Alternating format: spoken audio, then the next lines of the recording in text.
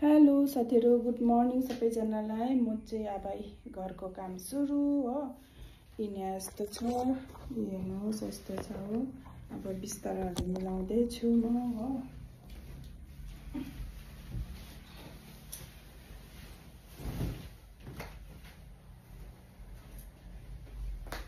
बिस्ताराहरु मिलाउँदै छु, बिस्ताराहरु मिलाएर भ्याए साथीहरु। अनि अब छोराले चाहिँ स्कुलको कपडा लाउँदैछ, आफै लगाउँछ उले हो। अलिअलि चाहिँ मिलाइदिनु पर्छ, नभए त आफै लगाउँछ उले। छोराले आफै कपडा लगाउँदैछ, बटम लगाउँदैछ हो। अनि म चाहिँ यहाँ सफाई गर्दैछु फटाफट गरेर चाहिँ। अनि जिम जानुपर्ने हुन्छ नानीलाई स्कुल छोडेर, त्यही भएर चाहिँ फटाफट गर्नुपर्छ साथीहरु। बिहानको काम हैन।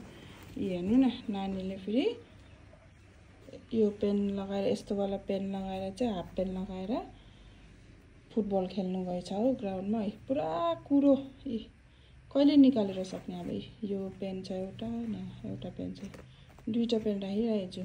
कहिले भ्याउने र कहिले निकाल्ने यो कुरो हो। यस्तो त छ कुरो पनि। अनि एउटा गरेर निकाल्नुपर्छ। अब कहिले टाइम हुन्छ तैले निकाल्नुपर्छ।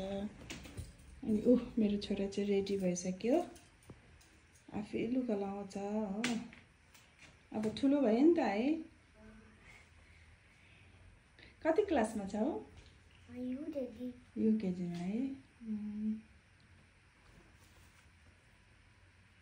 आफै लुगा लगाउँछ। अब सक्सहरु पनि लगाएर, जुत्ता पलिस गरेर गर्छ साथीहरु। अब मेरो छोरा कान्छा छोरा पनि अब ठुलो भयो, हेर्नुस्। लु बाई बाई भन्दै न त साथीहरुलाई। Have a good day भन्दै न। Have a good day सबैजनालाई। मेरो छोराले जुत्ता पनि पलिस गरेर लिइसक्यो अब हो। देखाउ त कस्तो टल्काइछौ। राम्रो टल्काइछौ है। मोमोले 3 बार टल्कायो। 3 बार टल्कायो? 3 बार पलिस गरेको? ए, यतिकै सखाउने भयो भने त सजिलो हुन्छ हैन।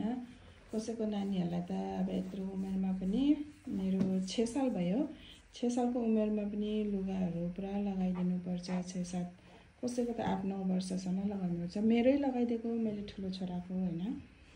अनि उले चाहिँ आफ्नो काम चाहिँ आफै गर्छ। अहिले चाहिँ फिलहाल चाहिँ आफ्नो लुगा आफै लगाउने, जुत्ताहरु लगाउने, ब्रशहरु गर्ने सबै आफै नै गर्छ उले चाहिँ। है शिवांश, यता हेर्दै न त। By by. By by.